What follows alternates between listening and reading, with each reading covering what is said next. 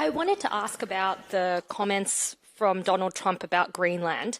Obviously, it's a very aggressive stance that the US has taken. There does seem to be a threat to Greenland's sovereignty.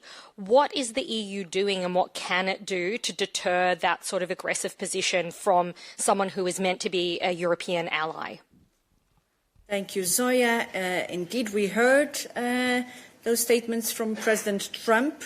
We had heard it before, and we stick to what we had already said in this room about that, and which Anita will remind us. Anita, indeed. Welcome. Thank you and Happy New Year to everybody. We have made our position very clear, and I will reiterate it once more. The EU will continue to uphold the principles of national sovereignty, territorial integrity, and the inviolability of borders and the UN Charter. These are universal principles and will not stop defending them. All the more so if the territorial integrity of a member state of the European Union is questioned. And I will also want to direct you also to the tweet of the High Representative from the 22nd of December, where she also reiterated once more that we continue to stand in solidarity with Denmark and Greenland is an autonomous territory in the Kingdom of Denmark, and any changes to the statute are for Greenlanders and Danes alone to decide. Thank you, Anita. Yes, and in the back. Hi, Terry Schultz with Deutsche Welle. But with a tweet that a post that was in December, don't you think it takes on more urgency now, and perhaps new language or a new approach is needed now that the U.S. has actually staged an intervention in a country? We've seen this happen now, which may have just been hypothetical before. Is there nothing more you'd like to say that would perhaps be a deterrent, or, I don't know, but not just say, but perhaps to do? Thank you. Would recall that Greenland is an ally to the U.S. And is also covered by the NATO alliance. And that is a big, big difference. So we therefore completely stand by Greenland, and in no ways do we see a possible comparison with what happened. I want to ask about Venezuela, which is connected to this issue of Greenland. I saw the statements by the President of the Commission, also by the High Representative. They were speaking about the need to respect international law, political prisoners, democratic transition in the country, etc. But there was no explicit condemnation of the military intervention launched by the United States to remove Nicolás Maduro from power. What is the reason why you have not condemned this intervention as a breach of international law, including the principle of sovereignty? Thank you. Thank you. I would like to also recall that we have also a statement of the High Representative, which was supported by 26 EU member states in this regard, where the EU is calling for calm and restraint by all the actors, and also to avoid escalation and to ensure also peaceful solution to the crisis. We have inserted also the reference to the need to respect and uphold international law and also the UN Charter. Members of the UN Security Council have also in this regard a special particular responsibility to uphold these principles as a pillar of the international security. Further, the EU has also recalled that Nicolás Maduro lacks the legitimacy of a democratically elected president and has long advocated for a Venezuelan-led peaceful transition to democracy in the country. Yes, Jorge, a follow-up.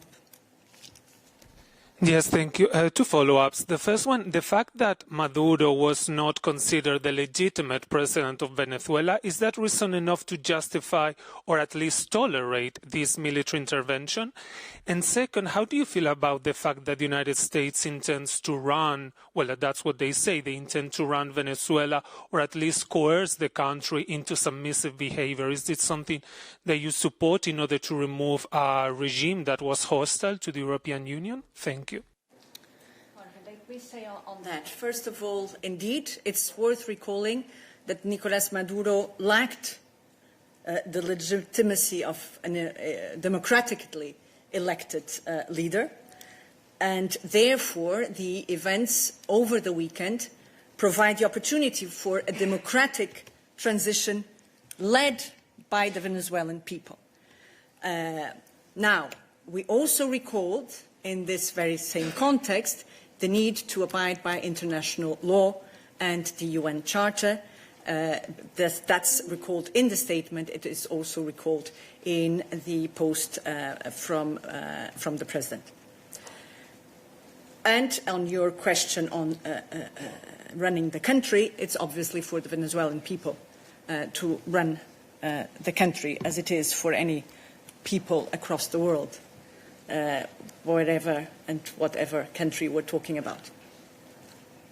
In the back. Jack Parrick, also from DW. A question on this. There's been like 3-4 days now, maybe, so you've had time to look at it. How would you term the US actions in Venezuela? Is it an invasion, an intervention, an act of aggression, an external coup? We're brilliant in Brussels at coming up with the words. What is the terminology that the Commission is going to use on this? Thanks. Thank you, Jack. Listen, we haven't really discussed how we are calling it.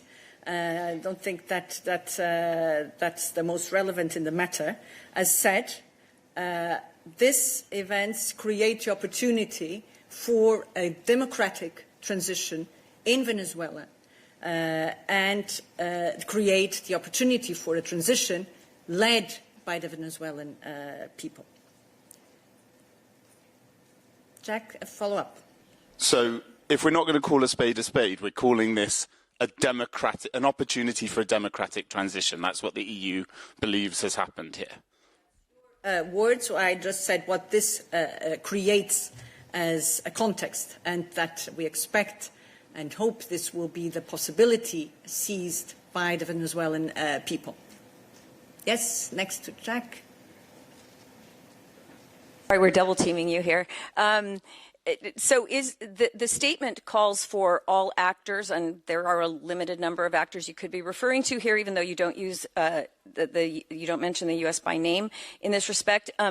You ask for everyone to uphold international law and for the importance of this. So is it your assessment that until now international law has been followed by the United States in its actions there? Thank you.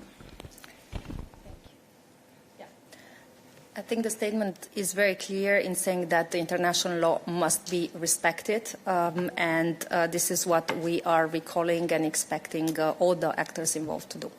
But it's already happened, so you can speak about events that have already happened.